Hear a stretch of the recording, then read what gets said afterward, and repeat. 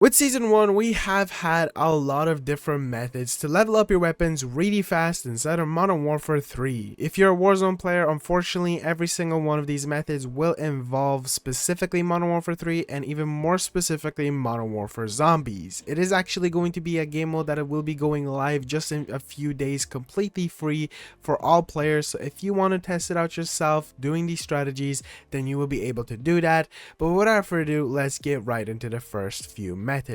The first one up is on Modern Warfare Zombies with the exfil strategy. If you remember, this used to be the greatest way to level up your weapons and unlock camos for zombies inside of Modern Warfare 3, but it did get changed and basically was ruined. Well, with Season 1 they completely brought it back and it is back in its prime, kind of. This time around, zombies are definitely there, they aren't as crazy, but you have a replacement of manglers which will be increasing the amount of XP that you will be receiving. Honestly, if I were to rate this one, I'd say it's around like a 7 out of 10 on best way to level up your weapons.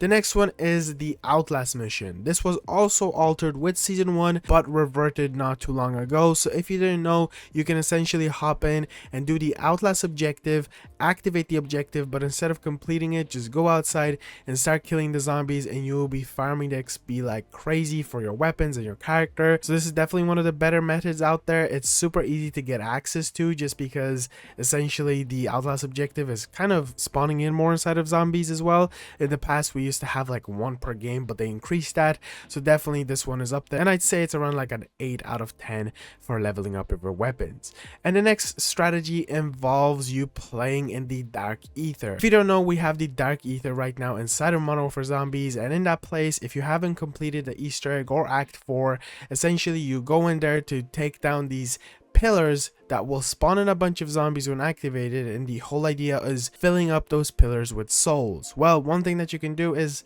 just don't fill them up with souls and zombies will continuously spawn in. Probably the best one is the Mangler one, or the Ring of Fire kind of looking one for Napalm Blast or Burst. It's one of those. This one spawns in a ridiculous amount of zombies and they just won't stop coming, so this is a really good one to level up your weapons. It can get to a stage where the Manglers just will not stop attacking you, but there is one disadvantage with this entire strategy, and that is with the fact that unfortunately if you do not defeat Gormgant at the end, which is the boss fight, you will die and lose everything. So if you do not mind, I guess, losing all of your weapons, this is a really good strategy. I basically almost leveled up my full weapon from like level 6 up to level over 20 with some double weapon XP, and I think that is absolutely insane. So this one is definitely like a 9 out of 10, but it will go down to like a 7 out of 10, similar to the exfil strategy, just because of the fact that you lose your weapons. But if you don't mind losing them, then definitely be sure to test this out. And the last method is kind of like a mixture of everything, and that is play the game. That's a really good way to level up your weapons.